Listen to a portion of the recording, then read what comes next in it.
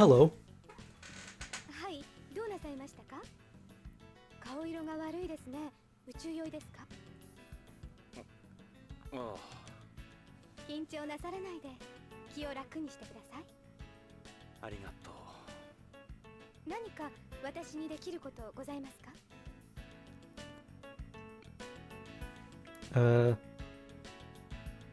we can talk to her. Let's see if we try to be naughty with her. If we can. You have exquisite legs, my dear.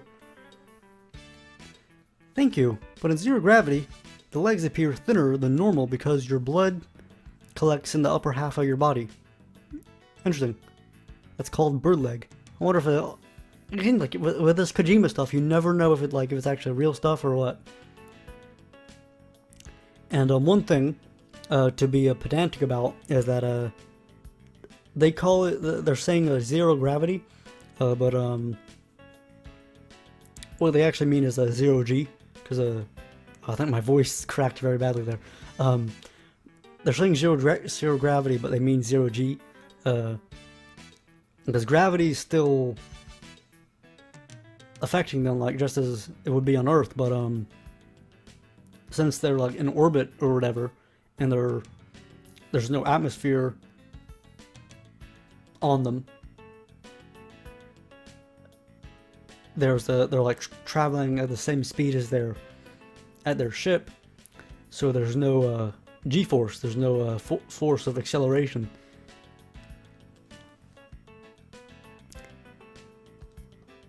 It's a really tight skirt. It's a special skirt designed to prevent SAS.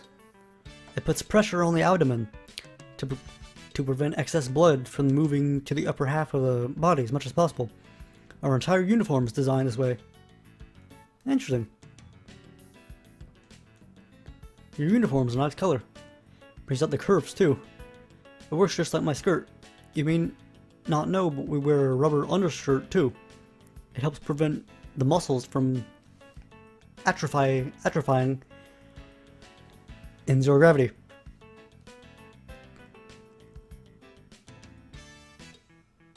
Oh, dude, no.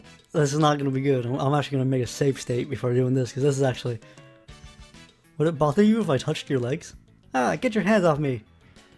I just thought it'd take a hands-on approach to learning about the effects of zero gravity, that's all. That's funny. Am I glad I picked this flight? I might not have met such a beautiful stewardess otherwise. Well, thank you. Wonder if there's a ergonomic reason for the short hair?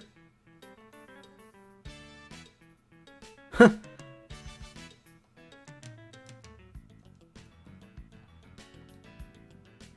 You're really cute. Your face is a little chubby though.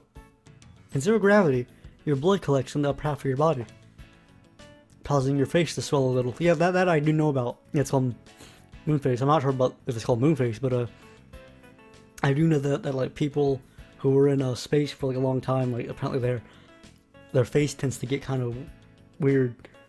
I know specifically their eyeballs like inflate, something like that. Like their eyeballs, like there's a lot of pressure on their eyeballs. Look at her eyes.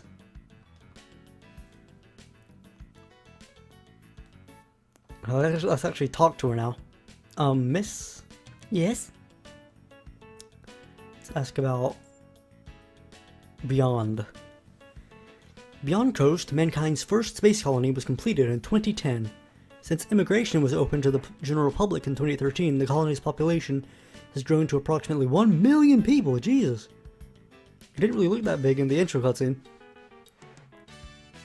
Nearly 1/3 of the current population is comprised of second-generation inhabitants.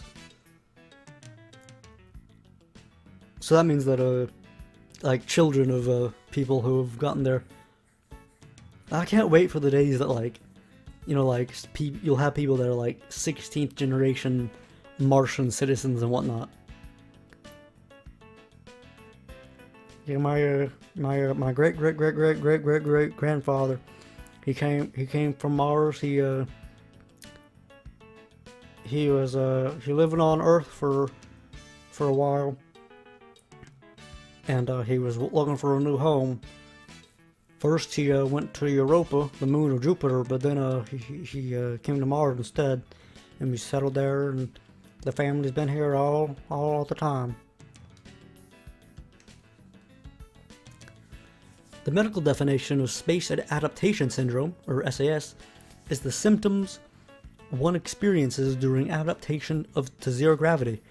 It varies from person to person, but over 50% of people develop symptoms within 1 to 2 hours of entering weightlessness.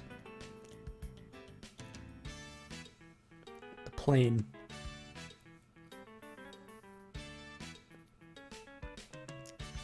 Course. Normally we would spend the night in an Earth-orbiting space station and then travel the rest of the way in an orbital transfer vehicle.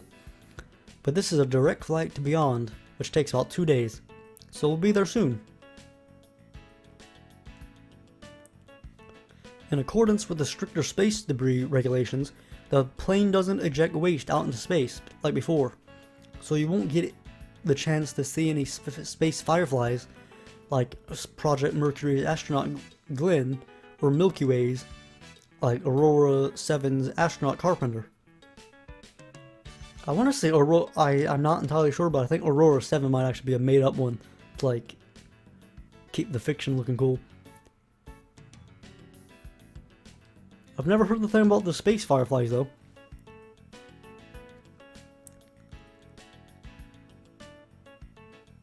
I'm wondering like John Glenn might have like seen some debris or something on EVA maybe or something. I'm not sure. I think they call that a Kessler syndrome, where there's like so much junk and stuff in space caused by like stages from the spaceships that like it's really easy to like hit something. Space food is vastly improved over the years and is actually quite tasty now.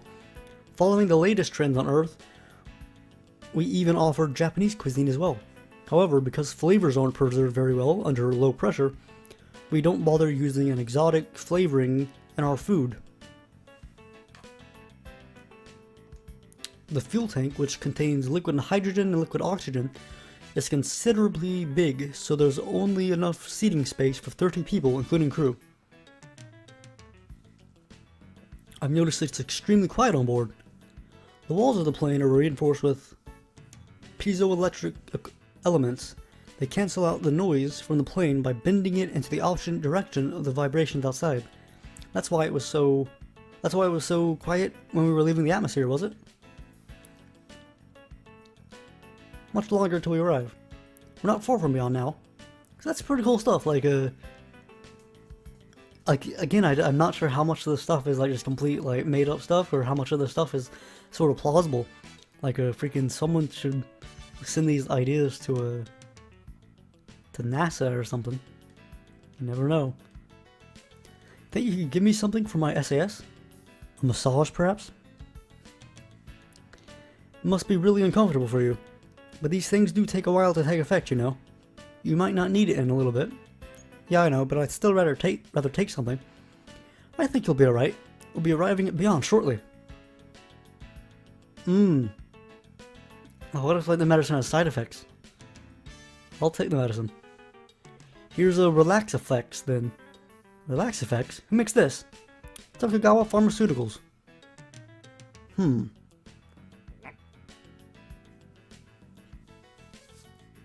Oh, I'm wondering if that was like poisonous or something now.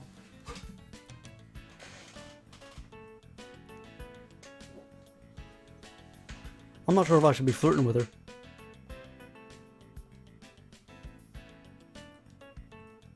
I don't want to take any more.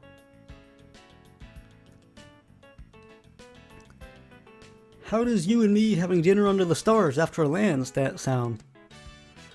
I don't know if that's such a good idea. If you're free, how about showing a stranger around Beyond? I'm trying to do my job here, you know. That one didn't really sound too bad. That was just an honest, sort of jovial request. You recognize this photo? Yeah, I've seen it in textbooks. They were Beyond's original cops. So, did she not recognize me? Like, I haven't changed since the photo. Don't forget that if you're taking plants into Beyond, they need to be inspected at the spaceport.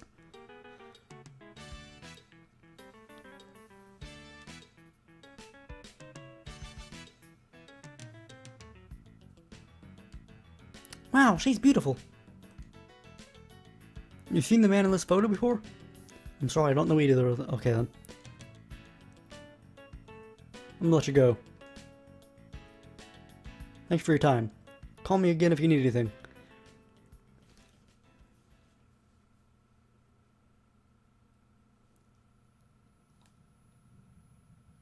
Are we arriving? 少し眠ったらどうです？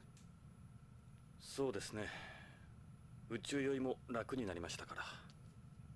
何かあれば起こしてあげますよ。それじゃあ。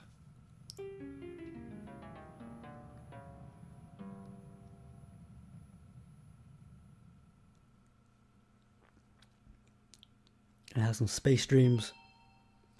お疲れ様でした。当機は間もなくビヨンドコースト宇宙港に Will shortly be arriving. Oh, I keep wanting to read it when they're already speaking. 消毒殺菌入国手続きをお願いいたします。なお、ただいまジュースと食塩錠剤をお配りしております。フライト中に体外へ流出した体液を補給するようご利用ください。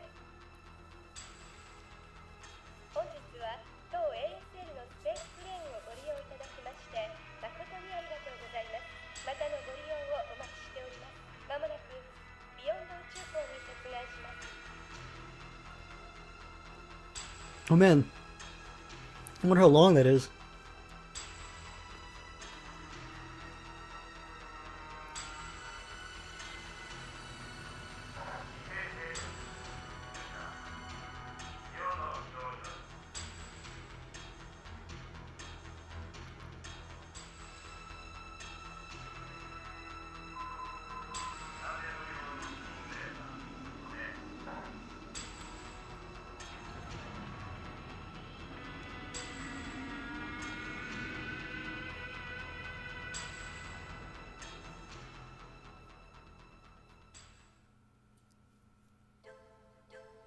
I'll save it. I think I might be calling it when we get into this next area.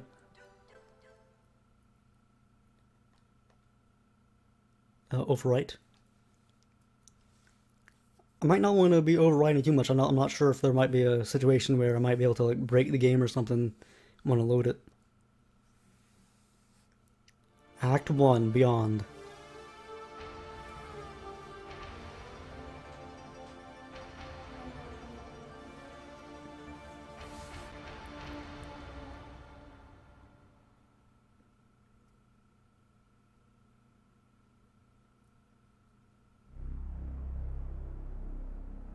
Beyond Coast 天と地が一つに見えるところ。ここは本当のあの世、ビヨンドかもしれん。